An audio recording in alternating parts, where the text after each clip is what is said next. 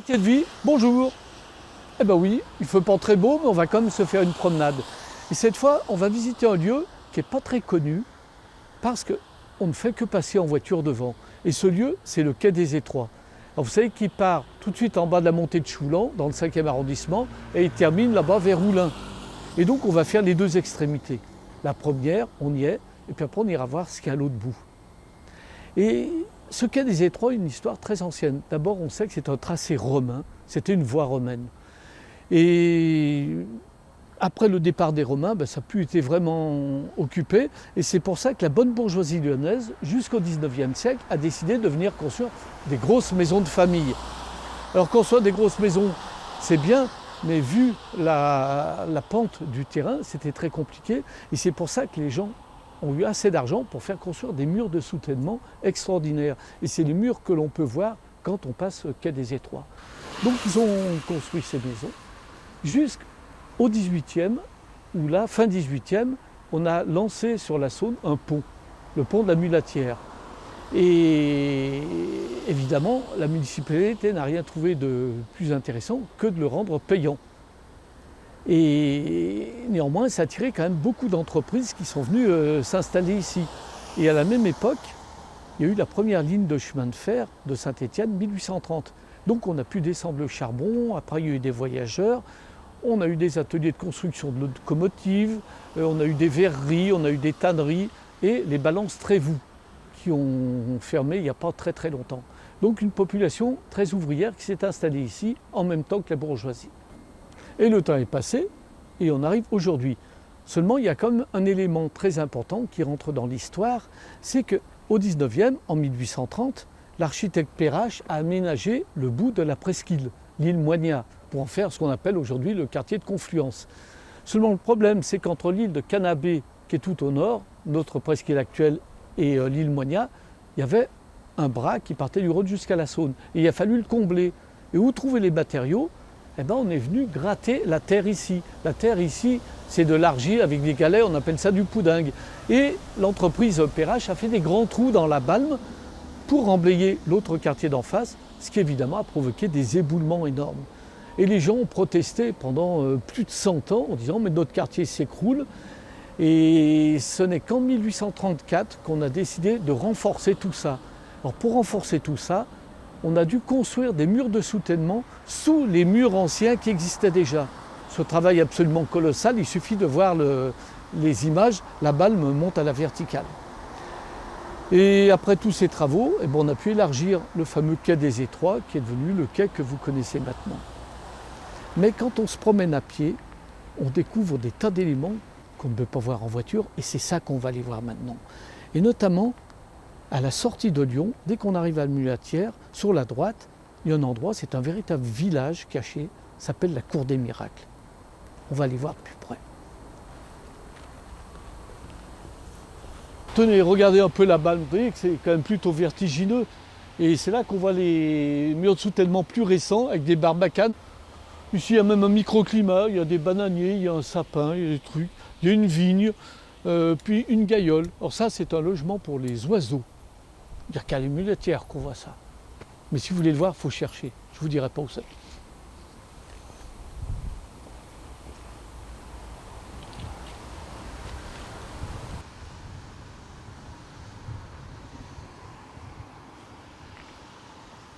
Bon, voilà le lieu dont je voulais vous parler, la Cour des Miracles.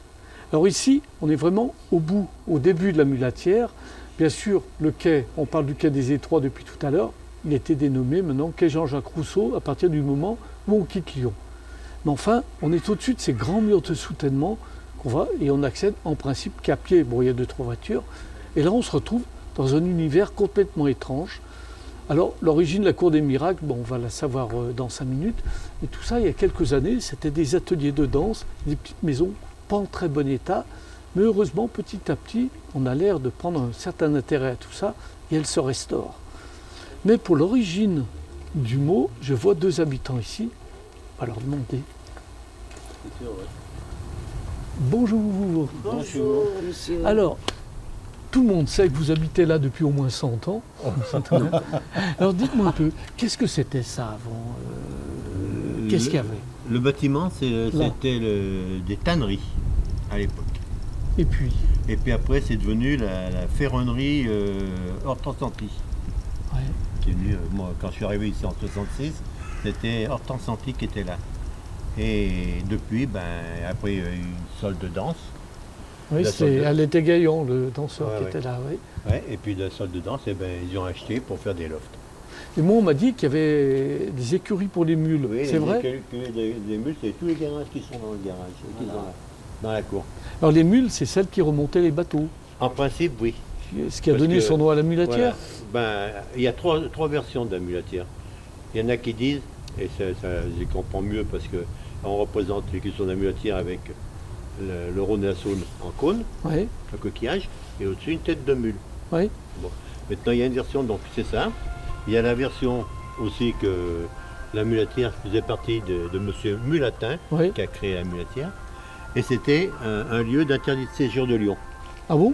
Voilà. Tout ce qui C'est-à-dire était interdit de séjour à Lyon venait sur la mulatière. D'accord. Et alors toutes ces maisons, elles ont l'air très anciennes, elles descendent jusqu'au quai. Elle descend jusqu'au quai, elle veut même dire la date. Il y en a une, j'ai vu la bis, qui était de 1789, Ah oui. de la Révolution. Enfin, c'est quand même des petites maisons modestes avec des pans de bois. Ouais, mais c'était des anciens logements de mariniers. Ah oui, bah évidemment. Les mariniers, quand ils arrivaient à quai, ils venaient habiter dans leur logement. Alors, il y Bon. avait là, il y avait tout quoi. Et alors l'origine de la cour des miracles, il y a eu des miracles ici ou je sais pas, vous m'avez raconté. Il y a plusieurs Il y versions. a plusieurs versions, ouais. Ouais. Moi, je sais que je suis là depuis 66, et on m'a toujours dit que la cour des miracles, c'était à cause que, à droite, des bâtiments, il y avait des éboulements. À gauche, vers Mme Barbaret, il y avait des éboulements. Et ici, non. Et alors vous, votre version? Moi, on m'a dit que il y avait la peste pendant la guerre, je crois. Oui. Et puis, toute Lyon, il y avait la maladie de cette peste, maladie, mais sauf ici. Les gens, ils ne sont pas tombés malades. C'est un miracle. Donc deuxième miracle. Voilà. Moi, on m'a raconté qu'il y avait eu un incendie énorme, tout a brûlé sauf ici. Troisième miracle. Voilà, trois. Peut-être. Voilà. Ça, Et alors vous, madame, vous habitez là depuis très longtemps aussi? ben, depuis 96. Ça fait 22 ans. Et vous êtes bien, c'est bien comme quartier? C'est très calme, on s'entend bien, on est en famille. Ouais. Tous les voisins, on est en famille là. Ouais. Il y Ça a eu va, des on hauts et des bas avec les voisins. Non, il n'y a pas. Mais il y a eu des hauts et des bas avec certains Oui. qui sont Ouais, plus mais là. enfin, ça, c'est pas bien grave. Mais enfin, c'est vrai qu'on est quand même surpris quand on arrive ici. C'est un petit village au milieu Oui, de. oui, oui. Ah ben, on de est à la nulle part. campagne à côté de la ville. Ouais. Voilà. C'est ce qu'on dit, C'est ouais, vrai, tout on le est temps. en famille là. On se connaît tous et puis on discute l'été. Vous voyez, tout le monde il discute là. Ouais, j'ai vu ça. ouais. C'est formidable. Donc c'est un petit coin de paradis là. Pour moi, oui. D'accord. Souvent, qu'on me dit, mais quand C'est est-ce que tu vrai. vas partir d'ici? Je dis, oh, ce jour, je partirai, c'est les pieds devant, c'est là-bas la mulatière. Ah oui, dans un cercueil, ça ira tout droit au cimetière. Voilà. Ouais, parce que On ça le fait, met quand là, même, il va glisser le ça cercle. fait quand même 52 ans que je suis là. Et D'accord. Merci en tout cas. De Et rien. puis, bah, bonne suite. ouais, on va essayer, ouais. Merci. Ça va. Voilà. Bon après-midi à vous. Eh ben, nous, on va continuer, on va aller à l'autre bout de la mulatière maintenant. Allez, c'est parti, on y va.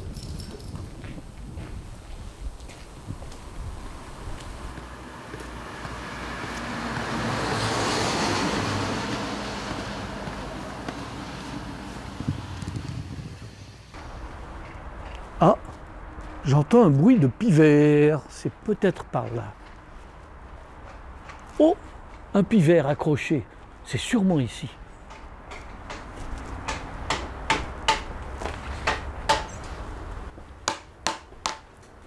Bonjour.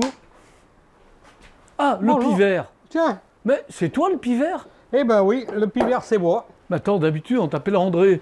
C'est Oui, pas le mais pivert. c'est le pivert. Et pourquoi le pivert? Eh bien, ça remonte, c'est une vieille histoire ça. Hein. Quand je travaillais dans les monuments historiques, Oui. je travaillais sur une colonne dans une église et l'architecte arrive puis il dit mais bon sang, où il est ce pivert? Il me cherchait pendant longtemps et puis au bout d'un moment, bon, ben, on est venu me chercher quand même, mais donc j'ai gardé le nom du pivert.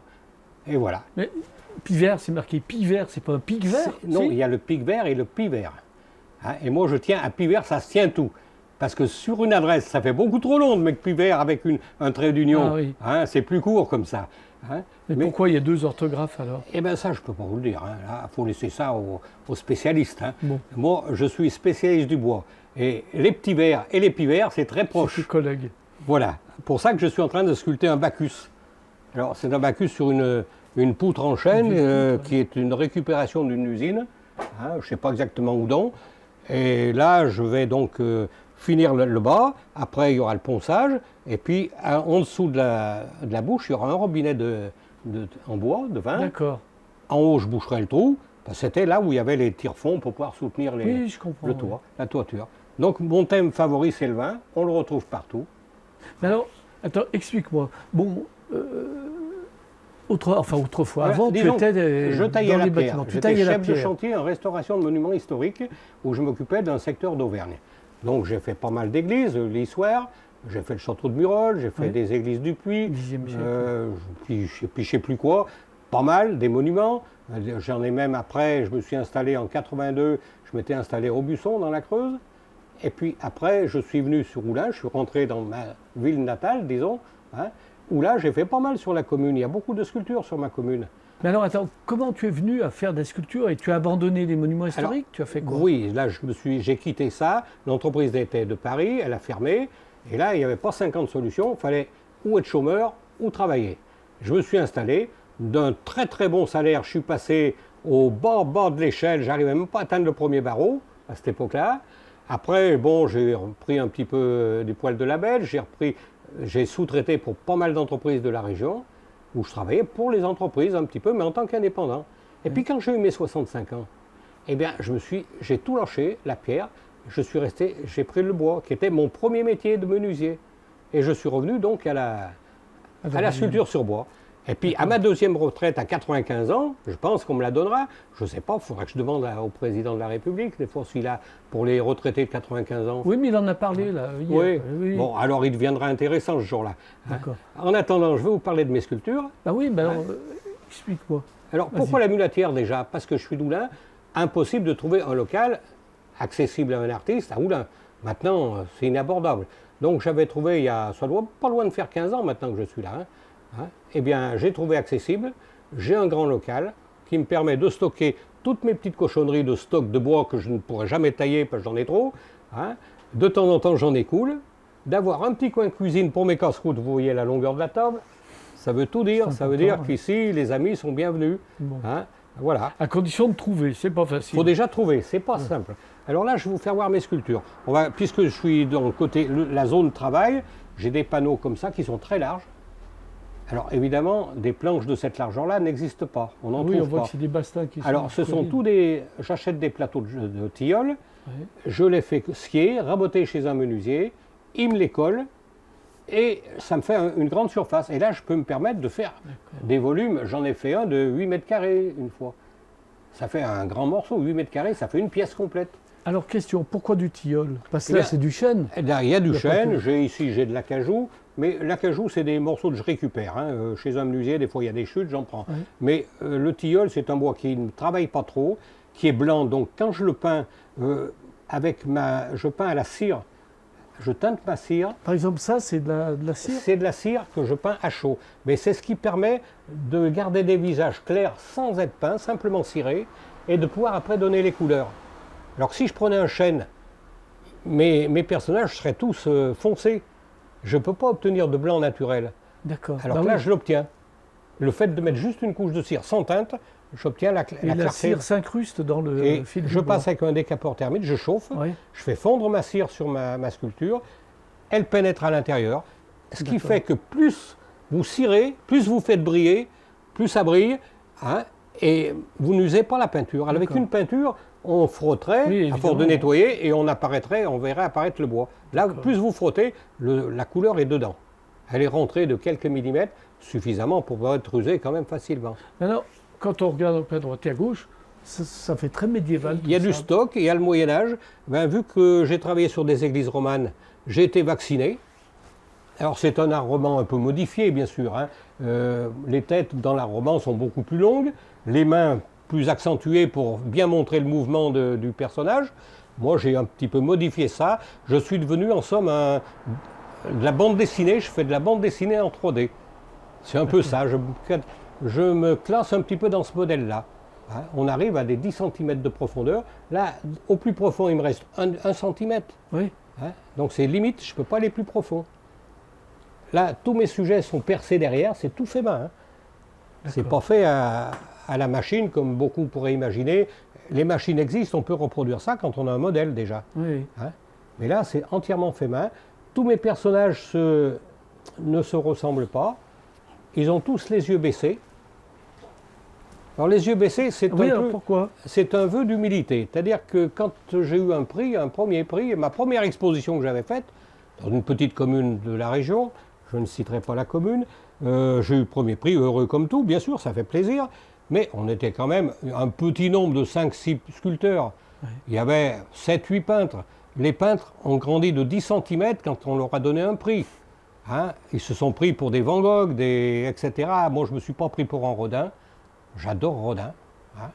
C'est un vrai. Hein. Alors, pour ça, j'ai dit, mes personnages, ils ne verront jamais ça. J'ai gardé cette humilité, humble. On ne voit pas de publicité de moi sur Internet. On voit une vidéo, mais on ne me voit pas en train de faire de la pub quelque part. Je n'ai pas besoin de publicité. Je suis retraité. Je n'ai pas une grosse retraite, comme tous les artistes d'ailleurs. Mais on continue à travailler. Tant que j'ai des idées dans la tête et encore la force physique de pouvoir le faire, je le fais. Parce que j'arrose mes 80 ans le 31 décembre de cette année.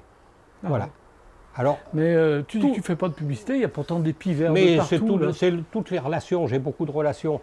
Hein, les amis m'aiment bien, viennent là, il n'y a qu'à voir, je vous dis de la table, et j'ai une rallonge qui fait 2 mètres, pour vous dire que des fois je suis obligé de pousser les panneaux. Hein.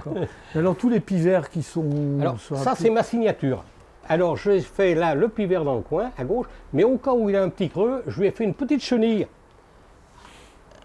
Parce que dans tous mes tableaux, on peut passer des fois 1 an ou 2, et puis on découvre, mais ça je ne l'avais jamais vu ça. Ouais. Vous pouvez voir qu'il y a des corbeaux, il y a une chouette, hein, là, oui, il y a un chat. Il y a un chat, il y a un chien, il y a un hibou quelque part en bas là-bas, c'est un grand-duc. Là, il y a un lapin ici dans une gypsière, le pauvre il est mort, mais enfin un civet c'est pas mal. Hein. Oui, mais alors cette scène par exemple, elle représente une histoire, elle représente quoi? Ça représente déjà la ville de Pérouges. Pérouges dans l'Ain, connue. Oui. Oui. Parce que pendant la guerre, j'avais été évacué dans l'Ain, j'avais été recueilli par une famille de paysans. Donc la femme était seule, son mari était prisonnier, et elle avait une fille du même âge que moi. Et on grimpait aux arbres, parce que c'était l'époque où on ne jouait pas à la console. Hein. Oui. On grimpait aux arbres, on faisait des bêtises, mais qui n'étaient pas terribles quand même. Hein. Et donc je me suis représent là. Pour moi, c'est un petit peu souvenir d'enfance. Donc toi, tu es à gauche et la fille est à droite. Et oui, mais ça, bon, c'est pas voulu, hein, c'est le hasard de la sculpture. Hein. Oui. J'ai pas de... Elle aurait pu être sur mes genoux, mais à cette époque-là, on ne pensait pas du tout à autre chose qu'à s'amuser. Oui, hein. Là, j'en comprends pas. On était bien comme il faut. Hein.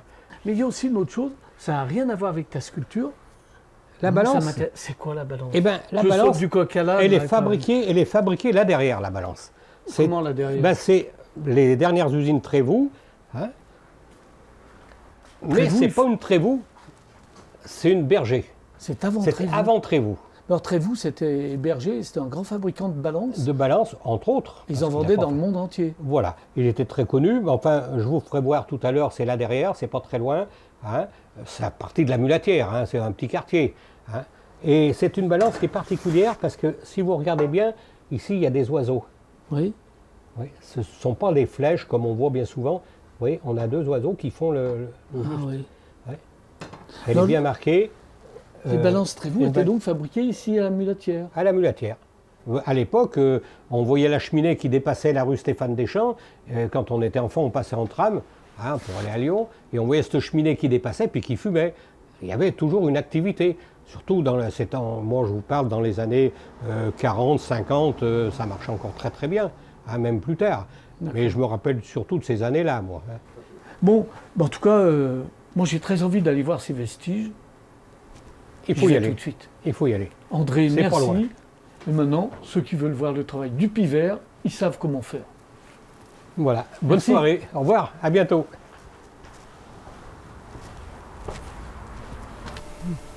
Ah, les clés de l'atelier.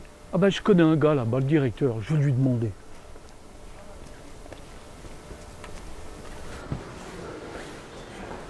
Ah, Pierre. Bonjour Jean-Luc. Bonjour. Ça va? Ouais, bienvenue à l'atelier. Bon, ben merci. Alors, justement, J'étais en train de chercher l'ancienne usine Trévoux. Ah, elle a disparu. Il paraît que c'est toi à la place. Alors voilà, on a créé en fait les clés de l'atelier. C'est un organisme de formation dans le domaine du bâtiment second œuvre et qui s'adresse à des gens qui veulent apprendre un métier. C'est-à-dire des gens, des jeunes, des vieux, des... On commence à partir de 16 ans et ça va jusqu'à 50, 55 et un petit peu plus. Et après, on est trop vieux, c'est ça? On n'est pas trop vieux, on peut apprendre à tout âge. Ce qui compte chez nous, le seul critère, c'est la motivation. Alors, c'est uniquement le second œuvre, là. On est aujourd'hui dans les métiers du second œuvre, effectivement, de peinture, platiste, électricien, plombier et agent de maintenance polyvalent. Voilà. Et on va développer d'autres métiers un petit peu plus tard. Mais voilà, aujourd'hui, c'est 5 métiers du second œuvre.